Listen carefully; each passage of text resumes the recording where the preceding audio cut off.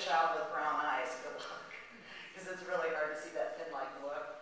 Weight loss is a very important thing to look at, but you know your child. If you start to see some pretty interesting changes starting to happen, and again, this is very difficult for parents, because your child's supposed to be acting out as a teenager, right?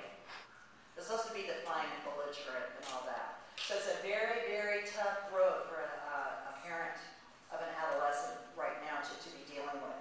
But just be looking for it. There are stimulants, have some weight loss, alcohol. You'll even see a little bit of tremor once in a while, puffy face, benzodiazepines again, facial muscles, groggy, that's that Xanax-y look. So, but again, the main thing is really knowing where your child is, paying attention to what's going on in their life. I like to want to know, what is an addiction? Is that just your kid, having a few beers on the weekend? Addiction, and this is the DSM-4, which is the diagnostic manual we use as in the field of addiction. Some people can start out with alcohol, have no problem, put it down, pick it up. And that's adults, adolescents, or anybody. What I always say and I'm in recovery myself for 23 years, from alcohol and Xanax.